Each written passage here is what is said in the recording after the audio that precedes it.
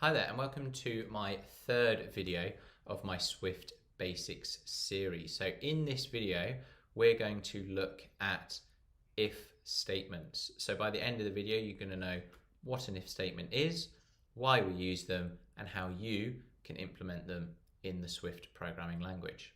So let's get started. So firstly, what is an if statement? Well, in programming, an if statement is a conditional statement. So what this means is if a certain condition is true, then it'll return a specific value or run some specified code. So essentially an if statement is a true or false statement. If this is true, then run this piece of code or do this.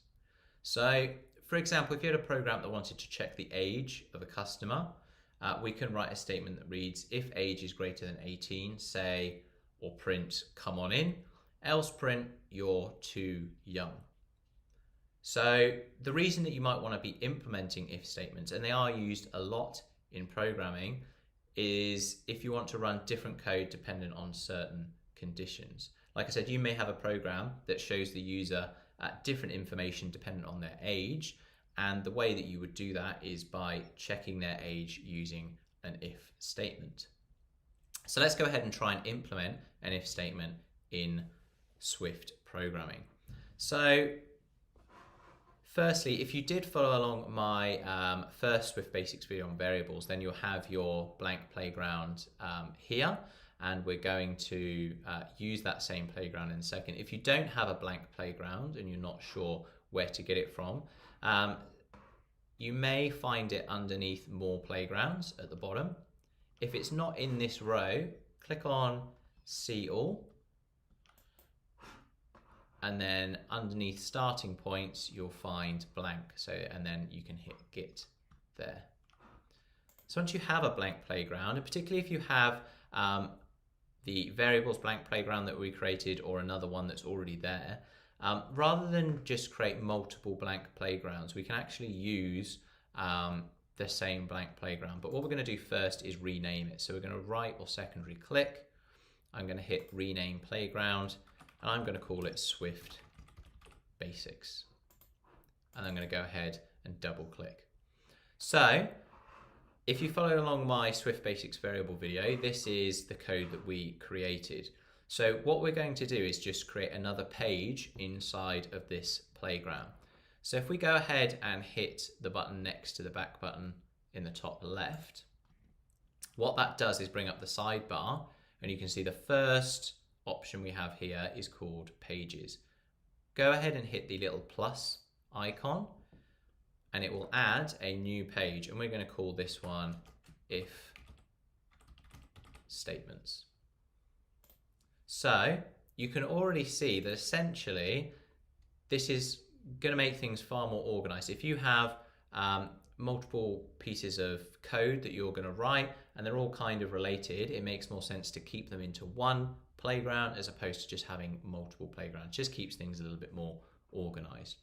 So go ahead and close the side window, and we can cycle between the pages we've created using the arrows next to the name of the page up the top. Okay, so let's go ahead and create ourselves an if statement. So we're going to use the example that we had earlier. So the first thing that we're going to do is actually pull from the variables video that we had before, and we're going to create ourselves a variable because it's going to make creating our if statement a little bit simpler. So if you remember, to create a variable, we start with var. I'm going to call my variable age because it's going to store an age, okay? And I'm going to store the age, or the number, or what we call in programming the integer, 20. Okay, so now we've got a variable that we can use in our program. We're going to go ahead and create our if statement, and we start our if statement quite straightforwardly with if.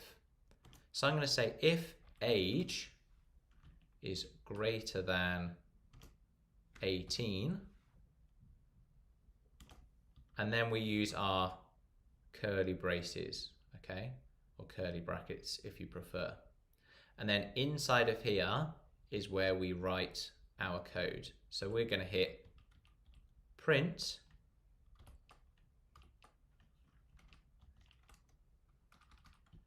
come on in. Okay, so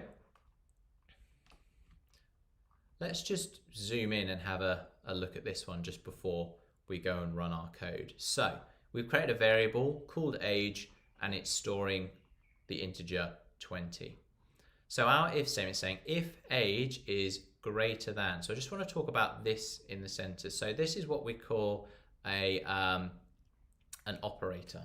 Okay, so what this is doing is essentially the symbol for saying greater than or less than. So this is the way around that we want it to be if we're checking if age is greater than 18. If we wanted to check if it was less than, we would do it the other way around.